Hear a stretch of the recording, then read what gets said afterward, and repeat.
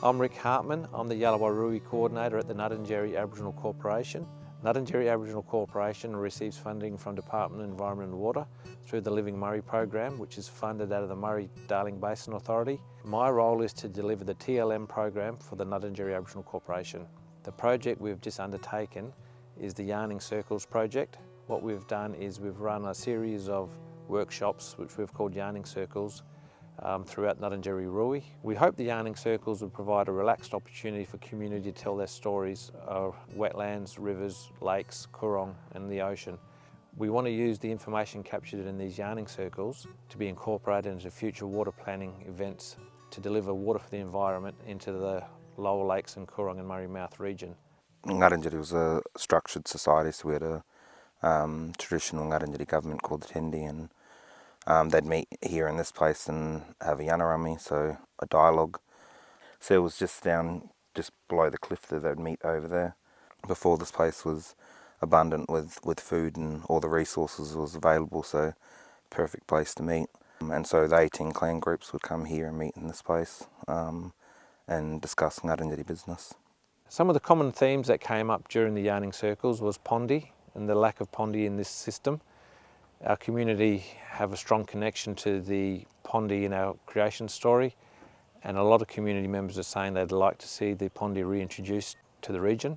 Grandfather was a fisherman, standing there watching him and wondering what he was doing, and then I realised that he was actually, because it was such a windy day, the waves were up high, and he used to stand there and wait for a pondi, Murray cod, to wind himself on the bottom of the lake, and he'd walk out with a pitchfork, or he'd just go out in his boat and drag it back in, and that's the way he used to fish. Fish with the weather. And I do recall seeing a few big fish get pushed into this area here as well, up to our door front, and say, "Oh, okay, we have to cook it up, we'll cook it up," you know, sort of so. I can remember at Tailem Bench, you know, this is years ago, I think I was only about 16 then, and they used to go out and catch the pondies, and when you come with the pondies would be about this big that they would catch and bring up to Eileen's house in Tailem Bend. Her old father-in-law and Kevin and them used to all go out and catch these big pondies and bring home, you know. It was just unreal to see them that big, you know. Another discussion point that came up was the clarity of the water. We had community members saying how clear and the quality of water was of such a high standard it was drinkable. I can remember just being in the water and the quality being what seemed to be very clean, very clear, and I had my eyes open, you know, like, so I'm talking the early 60s, you know, so. We never used to worry about drinking water when we'd be down the river because it was clean, so you'd drink all the water you'd want on a hot day. You'd see a lot of the river grasses growing. You could walk, feel them in your feet until it dropped off. Now, you go to the river and it's nothing but muddy, murky water. Another theme that came through strongly was carp and how the carp has made the water murky. Some of the old stories were that following the 1956 floods, the carp became more widespread, which created more murkier waters.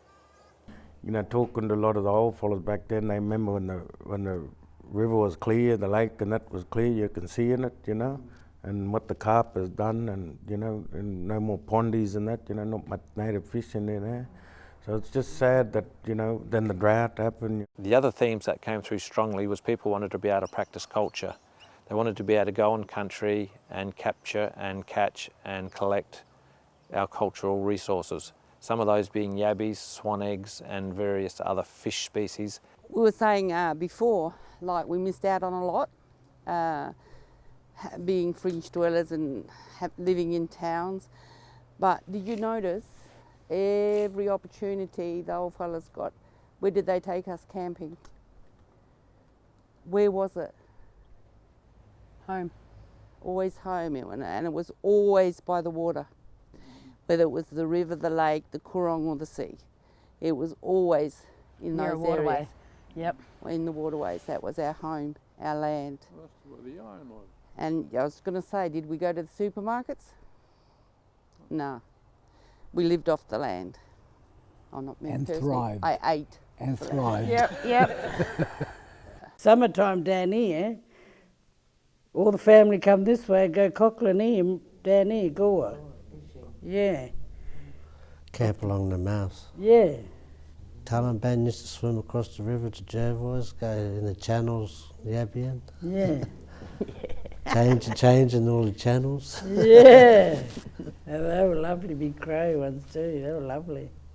But it's disappointing. I've seen this in 50 years. The changes in the waters, the lakes and the Coorong. When I was going out fishing with my two older brothers when I was a teenager, we'd come in and mull away, we could catch the length of that door. And there was plenty of fish. There was bream, we always had our flounder,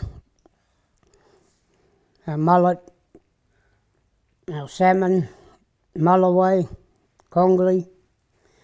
It was all there in our waters. And all you needed was a net, and you can go out in the Coorong and get a feed. So there was always food around, and our bird, we would always be able to get a feed of our eggs each season.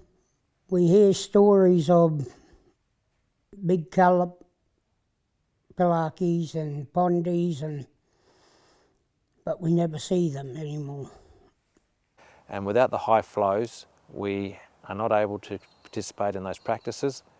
So it's just sad that, then the drought happened, and I suppose a lot of us would have felt it, because Ngarrindjeri culture is based on your miwi, and your miwi is all about connection, belonging, with you and your spirituality to your country, and when the drought came, I was wondering, because I lived in Port Pirie then, and I was wondering why I was constantly sad. You just had this feeling of sadness, and it was like I was sad all the time, but didn't know why, because the drought that I realized, that was making me sad, like my country crook, my miwi crook now, yeah. And that's what we always talk, our old fellas always talk about that when we were younger, I remember them always talking about your miwi.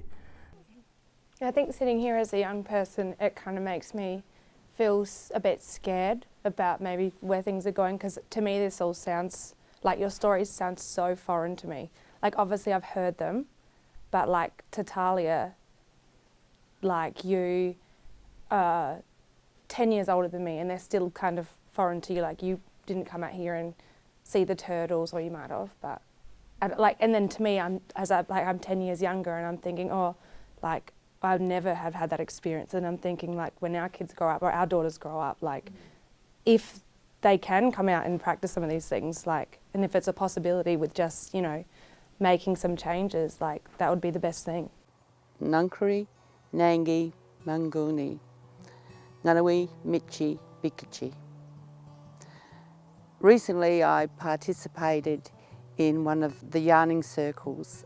It was a good opportunity for us to share our stories, because I was doing it with my older brothers and we was sharing with our young ones, mainly my grandchildren, which was fantastic because I don't think I've ever sat down with them and told it how it was.